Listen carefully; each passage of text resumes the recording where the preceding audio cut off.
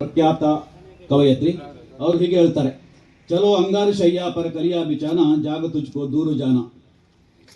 ಹಿಂದಿ ಸಾಹಿತ್ಯದ ರಹಸ್ಯವಾದಿ ಕವಯತ್ರಿಯವರ ಈ ಕವಿತೆಯಲ್ಲಿ ಕಟು ಸತ್ಯ ಹೊಂದಿದೆ. ನಾವು ತ್ಯಜಿಸಿದ ನಮ್ಮ ಕಳೆಬರದ ಮೇಲೆ ನಾವೇ ಹೂ ಹಾಕಬೇಕಂತ. ಅದು ಹೇಗೆ ಅಂತೇಳಿ ಹೇಳಿದರೆ, ಪರಜನರ ಸುಖಕ್ಕಾಗಿ ಪರಜನರ ಹಿತಕ್ಕಾಗಿ ನಮ್ಮನ್ನೇ ಸವಿದು ಅವರಿಗೋಸ್ಕರ ಅರ್ಪಿಸಿ ನಮ್ಮ ಶರೀರವನ್ನು ಇಲ್ಲಿ ಬಿಟ್ಟು ನಾವು ಹೋದಾಗ ನಮ್ಮ ಶರೀರಕ್ಕೆ ನಾವೇ ಹೂ ಹಾಕಿದಂತೆ ಅಂತೇಳಿ ಪರರು ಬಂದು ಖಂಡಿತವಾಗಿ ಹೂವನ್ನು ಹಾಕುವಂಥ ಕೆಲಸವನ್ನು ಮಾಡ್ತಾರೆ. ಅಂತ ಹೂವನ್ನು ಹಾಕುವಂಥ ಕೆಲಸವನ್ನು ಖಂಡಿತವಾಗಿ ನಮ್ಮ ಪೂಜ್ಯ ಪೋಪ್ ಫ್ರಾನ್ಸಿಸ್ ಅವರು ಮಾಡಿ ಹೋಗಿದ್ದಾರೆ. ಇಲ್ಲಿ ಈ ಕಾರ್ಯಕ್ರಮಕ್ಕೆ ಆಗಮಿಸಿದ ಎಲ್ಲ ಧರ್ಮ ಗುರುಗಳನ್ನು, ಧರ್ಮ ಬಂಧು ಭಗಿನಿಯರನ್ನು, ಮುಖ್ಯ ಅತಿಥಿಗಳ ರಾಜೇಂದ್ರ ಭಟ್ ಸರ್ ಅವರನ್ನು, ಉದಯಕುಮಾರ್ ಸರ್ ಅವರನ್ನು, ಹಾಗೆ ಇಲ್ಲಿ ಆಗಮಿಸಿದ ಎಲ್ಲ ಸರ್ವ ಬಂಧುಗಳನ್ನು ಒಂದೇ ಮಾತಿನಲ್ಲಿ ಎಲ್ಲರಿಗೂ ವಂದನಾರ್ಪಣೆಯನ್ನು ಸಮರ್ಪಿಸುತ್ತಾ, ಸರ್ವೇ ಜನ ಸುಖಿನೋ ಭವಂತು, ಎಲ್ಲರಿಗೂ ದೇವರು ಒಳ್ಳೆಯದು ಮಾಡಲಿ ಅಂತ ಹಾರೈಕೆಯೊಂದಿಗೆ ಎಲ್ಲರೂ ಕೊನೆಗೆ ಪುಷ್ಪ ಪಟಲಗಳನ್ನು ಹಾಕಿ ದಿವ್ಯ ಆತ್ಮಕ್ಕೆ ಶಾಂತಿಯನ್ನು ಕೋರಬೇಕು ಅಂತೇಳಿ ವಿನಂತಿಸಿಕೊಳ್ತೇನೆ. ವಂದನೆಗಳು. ವೈಭವಯುತವಾದ ಮನೆಯಲ್ಲಿ ವಾಸ ಮಾಡದೆ, ಅರಮನೆಯಲ್ಲಿ ವಾಸ ಮಾಡದೆ, ಒಂದು ಗೆಸ್ಟ್ ಹೌಸ್ ಅಲ್ಲಿ ವಾಸ ಮಾಡಿದ್ರು. ಸರಳವಾದ ಆಹಾರವನ್ನ ಬಳಸ್ಕೊಂಡ್ರು, ಸರಳವಾದ ಜೀವನ ಪದ್ಧತಿಯನ್ನು ಅಳವಡಿಸ್ಕೊಂಡ್ರು. ಪಾಪಾತ್ಮರಿ ಇಲ್ಲ ಅನ್ಸುವಂತ ಮಾತುಗಳನ್ನು ಅವರು ಮತ್ತೆ ಮತ್ತೆ ಹೇಳ್ತಾ ಇರೋದನ್ನ ನಾನು ಗಮನಿಸಿದ್ದೇನೆ. ಕೋವಿಡ್ ಸಂದರ್ಭದಲ್ಲಿ 2 ವರ್ಷಗಳ ಅವಧಿನಲ್ಲಿ ಅವರು ನೇರವಾಗಿ ಸಮಾಜ ಸೇವೆಗಿಳಿತಾರೆ. ಚುಚ್ಚುಮದ್ದುಗಳನ್ನ ತೆಗೆದುಕೊಳ್ಬೇಕು ಅಂತ ಹೇಳಿ ಅವರು ಚರ್ಚೆಗಳಿಗೆ ಹೇಳ್ತಾರೆ. ಮತ್ತೆ ನೊಂದವರಿಗೆ, ಆರ್ತರಿಗೆ, ಹಸಿದವರಿಗೆ, ದೀನರಿಗೆ ಹಸಿವು ನೀಗಿಸುವಂತ ಕೆಲಸಗಳನ್ನ ಮಾಡಿ ಅಂತ ಅವರು ಚರ್ಚೆಗಳಿಗೆ ಅನುಮತಿ ಕೊಡ್ತಾರೆ. ಒಬ್ಬ ಧರ್ಮಗುರು ಬರೀ ಕ್ರೈಸ್ತ ಧರ್ಮಕ್ಕೆ ಮಾತ್ರ ಧರ್ಮಗುರುಗ ಉಳಿದಿಲ್ಲ. ಅವರು ಎಲ್ಲ ಧರ್ಮವನ್ನ ಪ್ರೀತಿ ಮಾಡ್ತಾರೆ. ಮುಸಲ್ಮಾನ್ ಬಾಂಧವರೊಟ್ಟಿಗೆ ಸಂಬಂಧವನ್ನ ವೃದ್ಧಿ ಮಾಡಲಿ ಪ್ರಯತ್ನವನ್ನ ಮಾಡ್ತಾರೆ. ಸುನ್ನಿ ನಾಯಕರೊಟ್ಟಿಗೆ ಮಾತುಕತೆಗಳನ್ನ ಮಾಡ್ತಾರೆ, ಸಂವಾದಗಳನ್ನ ಮಾಡ್ತಾರೆ, ಹಲವಾರು ಒಪ್ಪಂದಗಳನ್ನ ಮಾಡ್ತಾರೆ. ಹಲವರ ಪ್ರತಿರೋಧ ನಡುವೆ ಕೂಡ ಇರಾಕ್ ಮತ್ತು ಇರಾನ್ಗಳಿಗೆ ಭೇಟಿ ಕೊಡ್ತಾರೆ. ಅಲ್ಲಿ ಅವರನ್ನ ಕೂಡ ಆಶೀರ್ವಾದ ಮಾಡಿ ಪ್ರಯತ್ನಿಸ್ತಾರೆ. ನಾಗರಿಕ ಸರ್ಕಾರ ನಂಗೆ ನಂಬಿಕೆ ಇದೆ ಅಂತ ಹೇಳ್ತಾರೆ. ಡೆಮಾಕ್ರಸಿ ಜೀವಂತವಾಗಿರ್ಬೇಕು ಅಂತ ಹೇಳ್ತಾರೆ. ಪ್ರಜಾಪ್ರಭುತ್ವವನ್ನು ಉಳಿಸ್ಕೊಳ್ಬೇಕು ಅಂತ ಹೇಳ್ತಾರೆ. ಶಾಂತಿ ಮಂತ್ರವನ್ನ ಪ್ರಸಾರ ಮಾಡುವ ಕೆಲಸಗಳನ್ನ ಮಾಡ್ತಾರೆ. ಯುದ್ಧಗಳು ಬೇಡ, ಕ್ಷಮೆಯ ಮೂಲಕ ಜಗತ್ತನ್ನ ಗೆಲ್ಲಬೇಕು ಅಂತ ಜೀಸಸ್ ಕ್ರೈಸ್ಟ್ ಹೇಳಿದ ಮಾತುಗಳನ್ನು ಅವರು ಎಲ್ಲ ಕಡೆ ಹೇಳ್ತಾ ಹೋಗ್ತಾರೆ. ಯುದ್ಧವು ಯಾವತ್ತೂ ಕೂಡ ರಕ್ತಪಾತವನ್ನ ಮಾಡುವಂತಹದ್ದು, ಹಿಂಸೆಯನ್ನ ಪ್ರಚೋದಿಸುವಂತಹದ್ದು. ಕೇವಲ ವಿಶ್ವಶಾಂತಿಯ ಮೂಲಕ ಜಗತ್ತನ್ನ ಬದಲಾವಣೆ ಮಾಡ್ಲಿಕ್ಕೆ ಸಾಧ್ಯ ಇದೆ. ಪ್ರೀತಿ ಮೂಲಕ ಜಗತ್ತನ್ನ ಬದಲಾವಣೆ ಮಾಡ್ಲಿಕ್ಕೆ ಸಾಧ್ಯ ಇದೆ ಅಂತ ಹೇಳಿ ಯಾವ ರೀತಿ ಜೀಸಸ್ ಕ್ರೈಸ್ಟ್ ಹೇಳಿದ್ದಾರೆ, ಅದನ್ನು ಅತ್ಯಂತ ಬಲವಾಗಿ ಅವರು ಪ್ರೊಪಗೇಟ್ ಮಾಡ್ತಾ ಹೋಗ್ತಾರೆ. ಹೇಳ್ತಾ ಹೋದಾಗ ಗರ್ಭಪಾತ ಪಾಪವಲ್ಲ, ಸ್ತ್ರೀ ಸ್ವಾತಂತ್ರ್ಯದ ಪ್ರತೀಕ. ಅದು ಒಂದು ಮಗುವಿಗೆ ಜನ್ಮ ಕೊಡುವಂತಹ ಅಧಿಕಾರ ದೇವರಿಗೆ ಮಾತ್ರ ಇರತಕ್ಕಂಥದ್ದು. ಸಾಯಿಸುವ ಅಧಿಕಾರ ನಮಗಿಲ್ಲ. ಆದ್ದರಿಂದ ಗರ್ಭಪಾತ ಮಾಡುವುದು ಕೂಡ ಮಹಾಪಾಪ ಅಂತ ಹೇಳುವುದನ್ನು ಅವರು ಬಹಳ ಗಟ್ಟಿಯಾಗಿ, ಬಹಳ ಚೆನ್ನಾಗಿ ಹೇಳಿ ಪ್ರಯತ್ನ ಮಾಡಿದ್ರು. ಎಲ್ಲ ಚರ್ಚ್ಗಳು ಕೂಡ ಇದನ್ನ ಪ್ರೊಪಗೇಟ್ ಮಾಡಬೇಕು ಅಂತ ಹೇಳಿ ಕರೆಗಳನ್ನ ಕೊಡ್ತಾ ಹೋದ್ರು.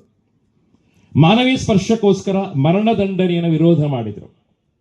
ಆಜೀವ ಶಿಕ್ಷೆ ಕೂಡ ಕೆಲವು ಕಂಡೀಷನ್ಸ್ಗಳನ್ನು ಹಾಕಬೇಕು ಅಂತ ಹೇಳಿದ್ರು. ಮರಣದಂಡನೆ ಮಾಡೋದು ಮಹಾ ಪಾಪ, ಯಾವುದೇ ಕೋರ್ಟಿ ಕೂಡ ಮರಣದಂಡನೆ ಕೊಡುವ ಅಧಿಕಾರ ಇಲ್ಲ ಅಂತ ಬಹಳ ಗಟ್ಟಿಯಾಗಿ ಹೇಳಿರ್ತಕ್ಕಂತಹ ವಿಶ್ವಗುರು ಅವರು. ಅವರನ್ನು ಖಂಡಿತವಾಗಿ ಗೌರವಿಸಬೇಕು. ನನಗೆ ಅವರು ಆಪ್ತರಾಗುವಂತ ಇನ್ನೊಂದು ಪ್ರಮುಖವಾದ ಕಾರಣ ಅಂದ್ರೆ ಲಿಂಗ ಸಮಾನತೆಯನ್ನು ಅವರು ಪ್ರೊಪಗೇಟ್ ಮಾಡತಕ್ಕಂಥದ್ದು, ಸಲಿಂಗ ವಿವಾಹವನ್ನು ಅವರು ಪ್ರೋತ್ಸಾಹ ಮಾಡಿರ್ತಕ್ಕಂಥದ್ದು. ಜಗತ್ತಲ್ಲಿ ಯಾರು ಕೂಡ ಪಾಪಾತ್ಮರಿಲ್ಲ ಅಂತ ಹೇಳುವಂಥದ್ದು ಅವರ ಶ್ರೇಷ್ಠವಾಗಿರ್ತಕ್ಕಂಥ ವಾಕ್ಯ. ಜನ್ಮತಃ ಯಾರು ಪಾಪವನ್ನ ಮಾಡ್ಕೊಂಡ್ ಬರೋದಿಲ್ಲ. ಒಂದು ಮಗು ಜಗತ್ತಿಗೆ ಬರುವಾಗ ಮುಗ್ಧವಾಗಿ ಬರ್ತದೆ, ಸಾಯುವಾಗ ಕೂಡ ಅದೇ ಮುಗ್ಧತೆ ಉಳಿದಿರ್ತದೆ. ಆದ್ರಿಂದ ಜಗತ್ತಲ್ಲಿ ಯಾರು ಕೂಡ ಪಾಪಾತ್ಮರಿಲ್ಲ. ಮುಖ್ಯ ಧರ್ಮಗುರುಗಳಾದ ಅತಿ ವಂದನೀಯ ಸ್ವಾಮಿ ಆಲ್ಬನ್ ಡಿಸೋಜರ್ ಅವರು ಇದೀಗ ನಮ್ಮ ನಗರದ ದಿವ್ಯ ಚೇತನ ಪೋಪ್ ಫ್ರಾನ್ಸಿಸ್ ಅವರಿಗೆ ಇಲ್ಲಿ ನೆರೆದಿರುವ ಎಲ್ಲ ಧಾರ್ಮಿಕ ಬಂಧು ಭಗಿನಿಯರು ಹಾಗೂ ಸರ್ವ ಜನರ ಪರವಾಗಿ ಗೌರವ ನಮನವನ್ನು ಸಲ್ಲಿಸುವಂತೆ ಪೂಜ್ಯ ಗುರುವರಿಯರನ್ನು ವಿನಂತಿಸಿಕೊಳ್ತೇನೆ. ಸಹೋದರ ಸಹೋದರಿಯರೇ, ನಮ್ಮನ್ನು ಅಗಲಿದ ಜಗದ್ಗುರು ಪೋಪ್ ಫ್ರಾನ್ಸಿಸ್ ಅವರ ಆತ್ಮಕ್ಕೆ ಚಿರಶಾಂತಿಯನ್ನ ಕೋರುತ್ತಾ ಈ ಒಂದು ಸಭೆಯಲ್ಲಿ ನಾವು ಒಟ್ಟುಗೂಡಿದ್ದೇವೆ. ಬಲಿಪೂಜೆಯಲ್ಲಿ ಅವರ ಆತ್ಮಕ್ಕಾಗಿ ನಾವು ಪ್ರಾರ್ಥಿಸಿ ಸರ್ವಧರ್ಮ ಸಮನ್ವಯ ಈ ಒಂದು ಪ್ರಾರ್ಥನಾ ಮತ್ತು ಈ ಶ್ರದ್ಧಾಂಜಲಿ ಸಭೆಯಲ್ಲಿ ಒಟ್ಟುಗೂಡಿದಂಥ ಈ ಸಂದರ್ಭದಲ್ಲಿ ನಮ್ಮ ಅಗಲಿದ ಪೋಪ್ ಫ್ರಾನ್ಸಿಸ್ ಅವರಿಗೆ ಪರಮಾತ್ಮನು ಚಿರಶಾಂತಿಯನ್ನು ಕೊಡುತ್ತಾ ಈಗಾಗಲೂ ಹೇಳಿದಂತೆ ಯಾವಾಗಲೂ ಅವರ ಮಧ್ಯಸ್ಥಿಕೆ ಭಿನ್ನಹ ನಮಗೆಲ್ಲರಿಗೆ ಸಿಗಲಿ ಎಂದು ಆಶಿಸುತ್ತಾ ಸಂತ ಪದವಿಯನ್ನು ದೇವರು ಅವರಿಗೆ ಕೊಡಲಿ ಎಂದು ಆಶಿಸುತ್ತಾ ನಮಗೆಲ್ಲರಿಗೆ ಅವರು ಮಾದರಿಯಾಗಿದ್ದಾರೆ. ಎಷ್ಟೋ ಪೋಪರವನ್ನ ಅದು ಮೊನ್ನೆ ಒಂದು ಚರಿತ್ರೆ ನಡೆಯಿತು. ಅವರ ಆ ಕಡೆಯ ಪ್ರಾರ್ಥನೆಯ ವಿಧಿಗೆ ಇಡೀ ಜಗತ್ತಿನ 100ಕ್ಕಿಂತಲೂ ರಾಜಕಾರಣಿಗಳು ಅಥವಾ ಲೀಡರ್ಸ್ಗಳು ಹಾಜರಿದ್ದರು. ನಮ್ಮ ಭಾರತದ ರಾಷ್ಟ್ರಪಿತ ಕೂಡ ಹಾಜರಾಗಿದ್ದರು, ಪ್ರೆಸಿಡೆಂಟ್ ಅವರು ಹಾಜರಾಗಿದ್ದರು, ನಮ್ಮ ಅಮೆರಿಕದ ಅಧ್ಯಕ್ಷರು ಕೂಡ ಹಾಜರಾಗಿದ್ದರು.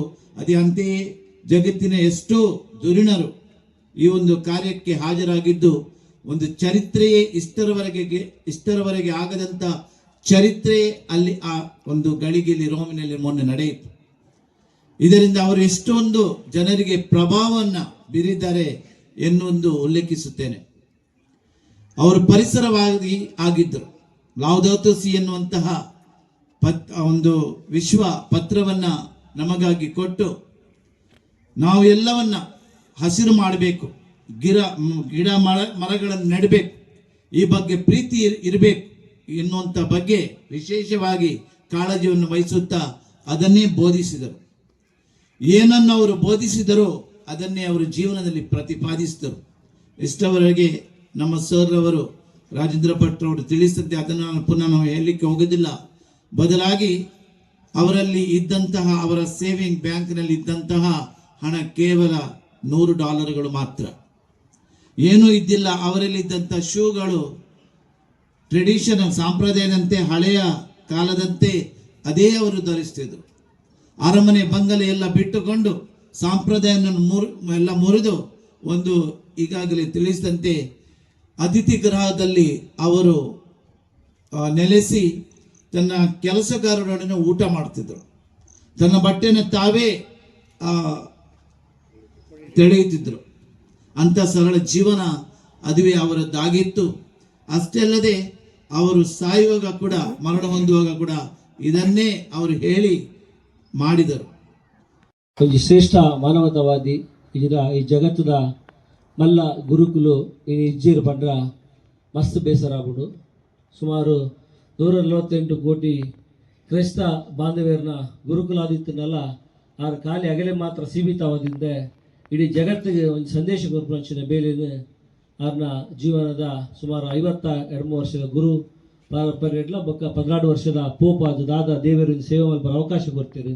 ಅವೇನು ಮಲ್ತು ಕೊಡ್ತೀರಿ ಬಂದ ಮೇಲೆ ಮಾತು ಕೈತಾಳು ತೂತ್ನಾಗಲು ಮಸ್ತ್ ದುಂಬುಲ ಪೋಪ್ ಫ್ರಾನ್ಸಿಸ್ ಪೋಪ್ ಆದಿಪರ್ಯವು ಅಂಡ ಎಂಗಲೆಗೆ ತೆರಿದ ನಂಚಿನ ಪಂಡ ಇತ್ತ ಮೇರ ಬಗ್ಗೆ ಮಸ್ತ್ ಕೈತಾಳ್ದು ತೆರಿದ ಅವ್ರ ಸಂದೇಶ ಲಂಚೆ ಇತ್ತ ರಾಜೇಂದ್ರ ಭಟ್ರು ಬಾರಿ ಪೊರ್ಲ ಅದು ಅವನು ಎಳೆಯಾದ ಎಂಗಲೆ ಪಂಡೇರು ಪುನರಪಿದಲ್ಲ ಪರುಡಿಜ್ಜಿ ಆಂಡಲ ಮಸ್ತ್ ಖುಷಿ ಆಗ್ಬಿಟ್ಟು ಆರ್ನ ತೂಲಿ ಆರ್ನ ಕಿನ್ನೆ ಫೋಟೋ ತೂನಾಗ ಆರ್ ಕಿನ್ನೆ ಬಾಲ್ಯದ ಲೆಕ್ಕ ತೋಜುವೇರು ಆರ್ನ ಮಲ್ಲ ಫೋಟೋ ತೂನಾಗ ಆರ್ನ ಆ ಏಜಿದ ಲೆಕ್ಕ ತೋಜುವೇರು ಎಂಗೆಲ್ಲ ತೂಪನ ದೃಷ್ಟಿ ಹೆಂಚುಂಡು ಐತ ಮಿತ್ತ ಅನ್ನ ಬಿಂಬ ಉಂಡು ಅಂಚಿನ ಒಂಜಿ ಶ್ರೇಷ್ಠ ಗುರುಕುಲು ಇಜ್ಜೇರು ಪಂಡ್ರ ಮಸ್ತ್ ಬೇಜಾರಾಗ್ಬಿಡು. ಅಂಡ ಮರ ಹಿಂದೂ ಧರ್ಮಡ್ ಒಂಜಿ ಉಂಡು ಸೋಮವಾರದಾನ ಏರು ಶಿವಪಾದನ ಸೇರ್ಬೇ ಇಜರ ಏರು ಸ್ವಗಸ್ಥಾಪೆ ಆ ದೇವೇರಾಯನ ಲೆತ್ತೊಂದು ಬೇರು ಮನ್ಪೇರಿಗೆ ಅಂಚ ಮೇರ್ಲ ಸೋಮವಾರ ದಿನ ತಾನೇ ಅವ್ರನ್ನ ಕೊನೆಯ ಉಸಿರಾತನ ಪಂಡ್ರ ಪರ್ಮೇನ ಉಲ್ಲೇಖ ಮಾಡ್ತಾರೆ. ಖಂಡಿತ ಒಂಜಿ ಸಾಮ್ಯತೆ ಉಂಡು. ಐಟ್ಲ ಈ ಭಾಗದ ಒಂದಲ ಒಂಜಿ ಶ್ರೇಷ್ಠವಾಯಿನ ಜಾಗ ಹತ್ತೂರು ಪಂಡ ವಿಶ್ವದ ರಡ್ಡೆ ಬಸಲಿಕಾ ಪಂಡ ಆತುರನ್ನ ಅವೆಂಗಲ್ನ ಬಾರಿ ಒಂಜಿ ಸಂತೋಷದ ಒಂಜಿ ಜಾಗ ಅಂತ ಪಂಡ್ರ ಸಂತೋಷ ಆಗ್ಬಿಡು. ಅಂಚಿನ ಒಂಜಿ ಶ್ರೇಷ್ಠ ಜಾಗ ಯಾರಿಗೆ ಶ್ರದ್ಧಾಂಜಲಿ ಕೊರ್ಪು ಅಂಚಿನ ಬೇಲಿನ ಮಲ್ದ ದಾದ ಆರು ಒಂಜಿ ಈ ವಿಶ್ವಾಗ ದಾದ ಸಂದೇಶ ಕೊಡ್ತೇವೆ. ಅವೇ ನಮ್ಮ ಜೀವನ ಪಾಲಿಸುವಂಡ ಅವೇ ನಮ್ಮನ್ನ ಜೀವನ ಸಾರ್ಥಕತೆ ಇಜರ ಅವೇ ಅರೆ ಕೊರ್ಪುರ ಬಾರಿ ಮಲ್ಲ ಶ್ರದ್ಧಾಂಜಲಿ ನೆನಪೆ ಆ ನಿಟ್ಟಿಡು ಆರು ದಾದ ಒಂಜಿ ಪರಂಪರೆ ಇಜರ ದಾದ ಸಂದೇಶ ಕೊಡ್ತೇನೆ. ಅವೇನು ಮಾತ ನಮ್ಮ ಕಾಯ ವಾಚ ಮನಸ ಪಾಲಿಸಕ ಪಂದು ಮಾತೆಲ್ಲ ವಂದಿಸೋದು ಎಲ್ಲ ಪಾತ್ರ ಉಂಟು. ಕಾರ್ಕಳ ವಲಯದ ಮುಖ್ಯ ಧರ್ಮಗುರುಗಳಾದ ಅತಿ ವಂದನೀಯ ಸ್ವಾಮಿ ಆಲ್ಬನ್ ಡಿಸೋದರ್ ಅವರು ಇದೀಗ ನಮ್ಮ ನಗರದ ದಿವ್ಯ ಚೇತನ ಪೋಪ್ ಫ್ರಾನ್ಸಿಸ್ ಅವರಿಗೆ ಇಲ್ಲಿ ನೆರೆದಿರುವ ಎಲ್ಲ ಧಾರ್ಮಿಕ ಬಂಧು ಭಗಿನಿಯರು ಹಾಗೂ ಸರ್ವ ಜನರ ಪರವಾಗಿ ಗೌರವ ನಮನವನ್ನು ಸಲ್ಲಿಸುವಂತೆ ಪೂಜ್ಯ ಗುರುವರಿಯರನ್ನು ವಿನಂತಿಸಿಕೊಳ್ತೇನೆ. ಪ್ರಿಯ ಸಹೋದರ ಸಹೋದರಿಯರೇ, ನಮ್ಮನ್ನು ಅಗಲಿದ ಜಗದ್ಗುರು ಪೋಪ್ ಫ್ರಾನ್ಸಿಸ್ ಅವರ ಆತ್ಮಕ್ಕೆ ಚಿರಶಾಂತಿಯನ್ನ ಕೋರುತ್ತಾ ಈ ಒಂದು ಸಭೆಯಲ್ಲಿ ನಾವು ಒಟ್ಟುಗೂಡಿದ್ದೇವೆ. ಬಲಿಪೂಜೆಯಲ್ಲಿ ಅವರ ಆತ್ಮಕ್ಕಾಗಿ ನಾವು ಪ್ರಾರ್ಥಿಸಿ ಸರ್ವಧರ್ಮ ಸಮನ್ವಯ ಈ ಒಂದು ಪ್ರಾರ್ಥನಾ ಮತ್ತು ಈ ಶ್ರದ್ಧಾಂಜಲಿ ಸಭೆಯಲ್ಲಿ ಒಟ್ಟುಗೂಡಿದಂಥ ಈ ಸಂದರ್ಭದಲ್ಲಿ ನಮ್ಮ ಅಗಲಿದ ಪೋಪ್ ಫ್ರಾನ್ಸಿಸ್ ಅವರಿಗೆ ಪರಮಾತ್ಮನು ಚಿರಶಾಂತಿಯನ್ನು ಕೊಡುತ್ತಾ ಈಗಾಗಲೂ ಹೇಳಿದಂತೆ ಯಾವಾಗಲೂ ಅವರ ಮಧ್ಯಸ್ಥಿಕೆ ಭಿನ್ನಹ ನಮಗೆಲ್ಲರಿಗೆ ಸಿಗಲಿ ಎಂದು ಆಶಿಸುತ್ತಾ ಸಂತ ಪದವಿಯನ್ನು ದೇವರು ಅವರಿಗೆ ಕೊಡಲಿ ಎಂದು ಆಶಿಸುತ್ತಾ ನಮಗೆಲ್ಲರಿಗೆ ಅವರು ಮಾದರಿಯಾಗಿದ್ದಾರೆ. ಎಷ್ಟೋ ಪೋಪರವನ್ನ ಅದು ಮೊನ್ನೆ ಒಂದು ಚರಿತ್ರೆ ನಡೆಯಿತು. ಅವರ ಆ ಕಡೆಯ ಪ್ರಾರ್ಥನೆಯ ವಿಧಿಗೆ ಇಡೀ ಜಗತ್ತಿನ 100ಕ್ಕಿಂತಲೂ ರಾಜಕಾರಣಿಗಳು ಅಥವಾ ಲೀಡರ್ಸ್ಗಳು ಹಾಜರಿದ್ದರು. ನಮ್ಮ ಭಾರತದ ರಾಷ್ಟ್ರಪಿತ ಕೂಡ ಹಾಜರಾಗಿದ್ದರು, ಪ್ರೆಸಿಡೆಂಟ್ ಅವರು ಹಾಜರಾಗಿದ್ದರು, ನಮ್ಮ ಅಮೆರಿಕದ ಅಧ್ಯಕ್ಷರು ಕೂಡ ಹಾಜರಾಗಿದ್ದರು. ಅದೇ ಅಂತೆಯೇ ಜಗತ್ತಿನ ಎಷ್ಟೋ ಧುರೀಣರು ಈ ಒಂದು ಕಾರ್ಯಕ್ಕೆ ಹಾಜರಾಗಿದ್ದು ಒಂದು ಚರಿತ್ರೆಯೇ ಇಷ್ಟರವರೆಗೆ ಆಗದಂತ ಚರಿತ್ರೆ ಅಲ್ಲಿ ಆ ಒಂದು ಗಳಿಗೆಯಲ್ಲಿ ರೋಮಿನಲ್ಲಿ ಮೊನ್ನೆ ನಡೆಯಿತು.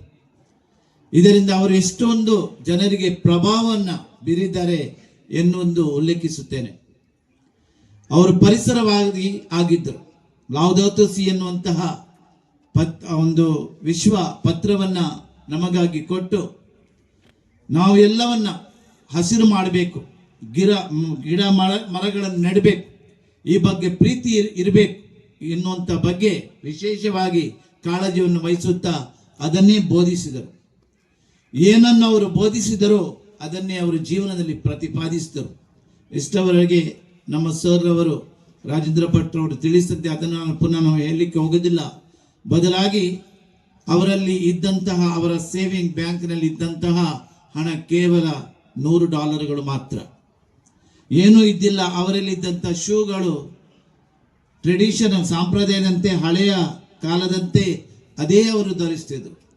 ಅರಮನೆ ಬಂಗಲೆ ಎಲ್ಲ ಬಿಟ್ಟುಕೊಂಡು ಸಾಂಪ್ರದಾಯವನ್ನು ಎಲ್ಲ ಮುರಿದು ಒಂದು ಈಗಾಗಲೇ ತಿಳಿಸಿದಂತೆ ಅತಿಥಿ ಗೃಹದಲ್ಲಿ ಅವರು ನೆಲೆಸಿ ತನ್ನ ಕೆಲಸಗಾರರೊಡನೆ ಊಟ ಮಾಡ್ತಿದ್ರು.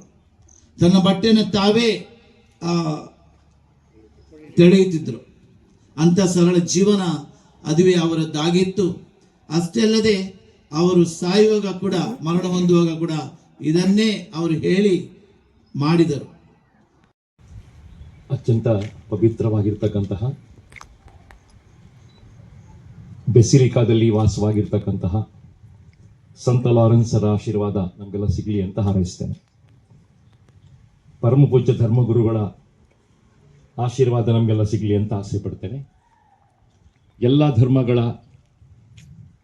ಸಮನ್ವಯದ ಪ್ರತೀಕವಾಗಿರ್ತಕ್ಕಂತಹ ಧರ್ಮಗುರುಗಳನ್ನು ನೆನಪಿಸಿಕೊಳ್ಳುವಂಥ ಒಂದು ಕಾರ್ಯಕ್ರಮ, ವಿಶ್ವಗುರುಗಳನ್ನು ನೆನಪಿಸಿಕೊಳ್ಳುವಂಥ ಕಾರ್ಯಕ್ರಮದ ನಾವೆಲ್ಲ ಸೇರಿದ್ದೇವೆ. ನಾನಿವತ್ತು ಪೋಪ್ ಫ್ರಾನ್ಸಿಸ್ ಅವರ ಬಗ್ಗೆ ಮಾತಾಡಬೇಕು, ಅವರ ಬದುಕಿನ ಬಗ್ಗೆ ಮಾತಾಡಬೇಕು, ಅವರ ಸಂದೇಶಗಳ ಬಗ್ಗೆ ಮಾತಾಡಬೇಕು. ಕಳೆದ ಹಲವಾರು ವರ್ಷಗಳಿಂದ ನಾನು ಅವರ ಸರ್ಮನ್ಗಳನ್ನು, ಅವರ ಪ್ರೀಚಿಂಗ್ಗಳನ್ನು ಗಮನಿಸ್ತಾ ಬಂದಿದ್ದೇನೆ. ತುಂಬ ಆಪ್ತವಾಗಿರ್ತಕ್ಕಂತಹ ಸಂದೇಶವನ್ನು ಅವರು ಕೊಡ್ತಾ ಹೋಗಿದ್ದಾರೆ. ಅದನ್ನು ನಮ್ಮ ಜೀವನದಲ್ಲಿ ಅಳವಡಿಸಿಕೊಂಡ್ರೆ ಖಂಡಿತವಾಗಿ ನಮಗೆ ಒಳ್ಳೆ ಬದುಕನ್ನು, ಸಾರ್ಥಕವಾದ ಬದುಕನ್ನು ಬದುಕಲಿಕ್ಕೆ ಸಾಧ್ಯ ಆಗ್ತದೆ.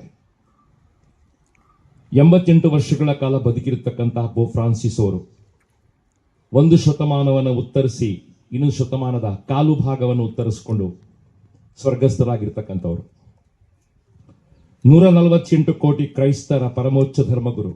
ಜಗತ್ತಿನ ಅತಿ ಹೆಚ್ಚು ರಾಷ್ಟ್ರದಲ್ಲಿ ಇವತ್ತು ಕ್ರೈಸ್ತ ಧರ್ಮ ಇರ್ತಕ್ಕಂಥದ್ದು. ಆ 148 ಕೋಟಿ ಕ್ರೈಸ್ತರು ಕೂಡ ಕಣ್ಣೀರು ಹಾಕಿರ್ತಕ್ಕಂಥ ಒಂದು ಅದ್ಭುತವಾದ ಘಟನೆ, ಹೃದಯ ಸ್ಪರ್ಶಿಯಾದ ಘಟನೆ ಮೊನ್ನೆ ನಡೆದಿರ್ತಕ್ಕಂಥದ್ದು. ಈಸ್ಟರ್ ಹಬ್ಬದ ಮರುದಿನ ಸೋಮವಾರ ಅವರು ತಮ್ಮ ಪ್ರಾಣವನ್ನು ಕಳ್ಕೊಂಡ್ರು, ಸ್ವರ್ಗಸ್ಥರಾಗಿರ್ತಕ್ಕಂಥದ್ದು. ನಾವು ಹಿಂದೂಗಳು ಯಾವತ್ತೂ ಕೂಡ ಶಿವರಾತ್ರಿ ಎಂದು ಪ್ರಾಣ ಕಳ್ಕೊಂಡ್ರೆ ಬಹಳ ಶ್ರೇಷ್ಠ ಅಂತ ಹೇಳ್ತೇವೆ. ಹಾಗೆ ಪೋಪರು ಈಸ್ಟರ್ ಹಬ್ಬದ ಮರುದಿವಸ ತಮ್ಮ ಪ್ರಾಣವನ್ನ ಕಳ್ಕೊಂಡ್ರು. ಈಸ್ಟರ್ ಹಬ್ಬಕ್ಕೆ ಅವರು ಸಂದೇಶವನ್ನ ಕೊಟ್ಟಿದ್ದಾರೆ, ಅವರನ್ನು ಜನ ನೋಡಿದ್ದಾರೆ. ಮರುದಿವಸ ಅವರು ತಮ್ಮ ಪ್ರಾಣವನ್ನ ಕಳ್ಕೊಂಡ್ರು. 12 ವರ್ಷಗಳ ಕಾಲ ಪೋಪ್ ಹುದ್ದೆಯನ್ನ ಜಗತ್ತಿನ ಅತಿ ಎತ್ತರವಾದ ಶಿಖರಕ್ಕೆ ಅವರು ಏರಿಸ್ತಾ ಹೋದರು. ಜಗತ್ತಿನ ಅತಿ ಶ್ರೇಷ್ಠವಾದ ದೇಶವಾಗಿರ್ತಕ್ಕಂಥ ವ್ಯಾಟಿಕನ್ ಅನ್ನ ಒಬ್ಬ ಮಹಾರಾಜನಾಗ ಆಳಿದ್ರು. ಈಸ್ಟರ್ ಹಬ್ಬದ ಮರುದಿವಸ ಸೋಮವಾರ ಅವರು ಸ್ವರ್ಗಸ್ಥರಾದರು. ಅತ್ಯಂತ ಸರಳವಾಗಿ ಬದುಕಿದ್ರು. ಐಷಾರಾಮಿ ಜೀವನಕ್ಕೆ ಅವರು ಆಸೆ ಪಡಲಿಲ್ಲ. ಒಬ್ಬ ಪೋಪ್ ಹೇಗೆ ಬೇಕಾದ್ರೆ ಬದುಕಬಹುದಾಗಿತ್ತು. ಅಸಾಧ್ಯವಾಗಿರ್ತಕ್ಕ ಸಂಪತ್ತು ಅವರ ಹತ್ರ ಇತ್ತು. ಅರಮನೆಯಲ್ಲಿ ವಾಸವಾಗಬಹುದಾಗಿತ್ತು. ಆದರೆ ಅವರು ವಾಸವಾಗಿರ್ತಕ್ಕಂಥದ್ದು ಎಲ್ಲ ಸಂಪ್ರದಾಯಗಳನ್ನ ಮುರಿದು ಒಂದು ಗೆಸ್ಟ್ ಹೌಸ್ ಅಲ್ಲಿ. ಅರಮನೆಯ ವಾಸವನ್ನು ಆಸೆ ಪಡಲಿಲ್ಲ. ತಮ್ಮ ಅಂತ್ಯಕ್ರಿಯೆ ಕೂಡ ಅತ್ಯಂತ ಸರಳವಾಗಿರ್ಬೇಕಂತ ಅವರು ಉಪದೇಶವನ್ನ ಮಾಡಿ ಹೋಗಿದ್ದಾರೆ. ಅವರ ಆಸೆ ಪಟ್ಟ ಹಾಗೆ ವ್ಯಾಟಿಕನ್ ಇಂದ 7 ಕಿಲೋಮೀಟರ್ ದೂರ ಅವರ ಅಂತ್ಯಕ್ರಿಯೆ ಪೂರ್ತಿ ಆಗ್ತಾ ಇದೆ. ಅದು ಅತ್ಯಂತ ಸರಳವಾಗಿ ಆಗ್ತಾ ಇದೆ. ಇವತ್ತು ಫ್ರಾನ್ಸಿಸ್ ಪೋಪ್ ಅವರು ನಮ್ಗೆ ತುಂಬಾ ಆಪ್ತವಾಗ್ಲಿಕ್ಕೆ ಕಾರಣ ಏನು ಅಂತ ಹೇಳಿದ್ರೆ ಅವರ ಉದಾರವಾದಿಯಾಗಿರ್ತಕ್ಕಂಥ ಧೋರಣೆಗಳು.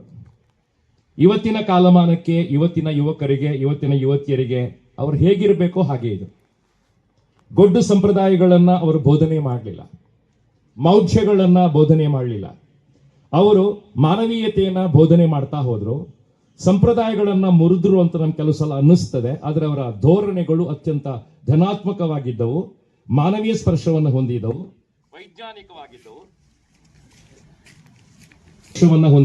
ವೈಜ್ಞಾನಿಕವಾಗಿದ್ದವು ಮತ್ತು ಅತ್ಯಂತ ಧನಾತ್ಮಕವಾದ ಚಿಂತನೆಗಳನ್ನು ಅವರು ಹೊಂದಿದ್ರು ಅಂತ ಹೇಳುವಂತಹದ್ದು. ಉದಾರವಾದಿ ಧೋರಣೆಗಳನ್ನ ಪರಿಗಣಿಸ್ತಾ ಹೋದಾಗ ಅವರು ಸಮಾಜದ ಮೌಢ್ಯಗಳನ್ನ ಪ್ರಶ್ನೆ ಮಾಡಿದರು. ಒಂದು ಧರ್ಮವನ್ನ ಸಂಪ್ರದಾಯಬದ್ಧವಾಗಿ ಪಾಲಿಸಬೇಕು.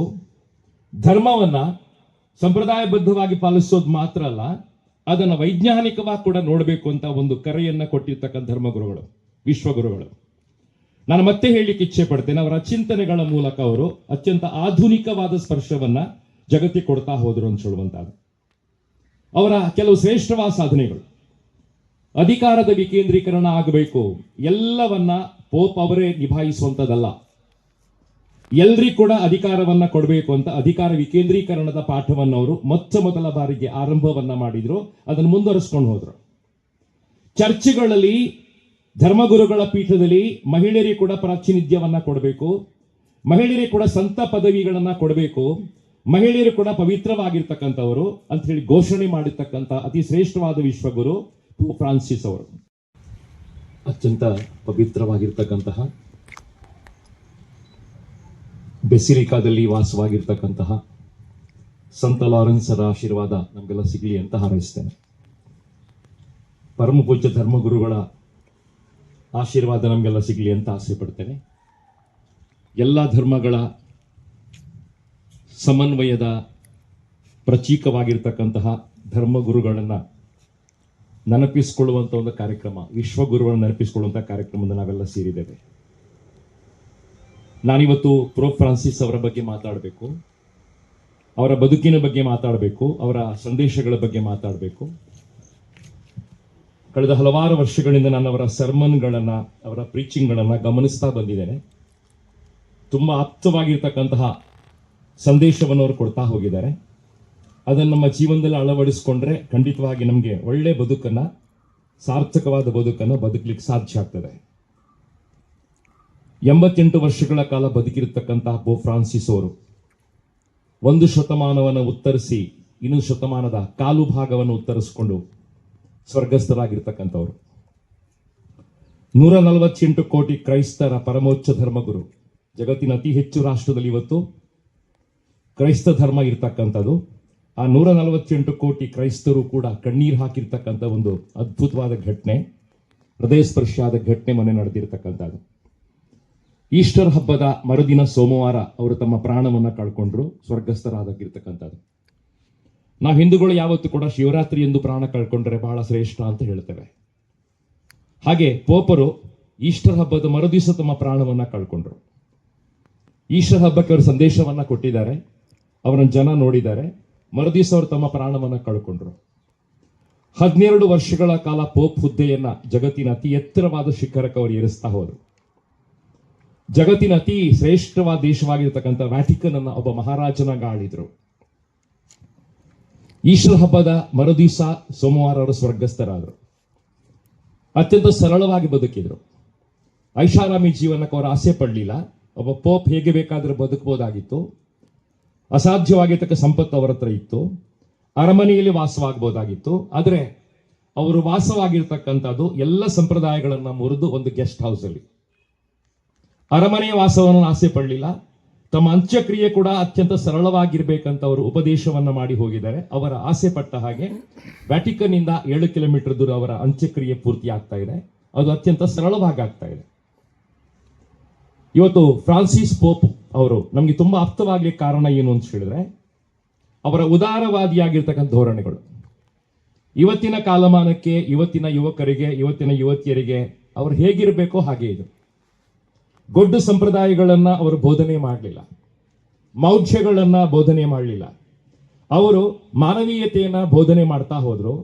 ಸಂಪ್ರದಾಯಗಳನ್ನ ಮುರಿದ್ರು ಅಂತ ನಮ್ಗೆ ಕೆಲವು ಸಲ ಅನ್ನಿಸ್ತದೆ. ಆದರೆ ಅವರ ಧೋರಣೆಗಳು ಅತ್ಯಂತ ಧನಾತ್ಮಕವಾಗಿದ್ದವು, ಮಾನವೀಯ ಸ್ಪರ್ಶವನ್ನು ಹೊಂದಿದವು,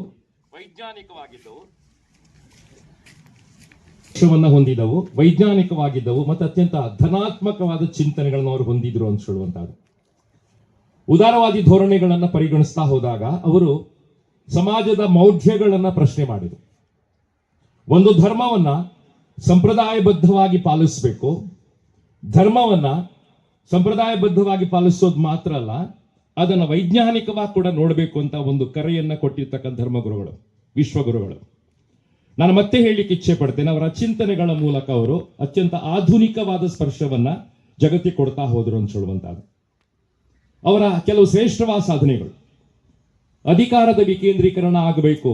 ಎಲ್ಲವನ್ನ ಪೋಪ್ ಅವರೇ ನಿಭಾಯಿಸುವಂಥದ್ದಲ್ಲ, ಎಲ್ರಿಗೂ ಕೂಡ ಅಧಿಕಾರವನ್ನ ಕೊಡಬೇಕು ಅಂತ ಅಧಿಕಾರ ವಿಕೇಂದ್ರೀಕರಣದ ಪಾಠವನ್ನು ಅವರು ಮೊದಲ ಬಾರಿಗೆ ಆರಂಭವನ್ನ ಮಾಡಿದ್ರು. ಅದನ್ನು ಮುಂದುವರಿಸ್ಕೊಂಡು ಹೋದ್ರು. ಚರ್ಚ್ಗಳಲ್ಲಿ, ಧರ್ಮಗುರುಗಳ ಪೀಠದಲ್ಲಿ ಮಹಿಳೆಯರಿಗೆ ಕೂಡ ಪ್ರಾತಿನಿಧ್ಯವನ್ನ ಕೊಡಬೇಕು. ಮಹಿಳೆಯರಿಗೆ ಕೂಡ ಸಂತ ಪದವಿಗಳನ್ನ ಕೊಡಬೇಕು. ಮಹಿಳೆಯರು ಕೂಡ ಪವಿತ್ರವಾಗಿರ್ತಕ್ಕಂಥವರು ಅಂತ ಹೇಳಿ ಘೋಷಣೆ ಮಾಡಿರ್ತಕ್ಕಂಥ ಅತಿ ಶ್ರೇಷ್ಠವಾದ ವಿಶ್ವಗುರು ಪೋಪ್ ಫ್ರಾನ್ಸಿಸ್ ಅವರು.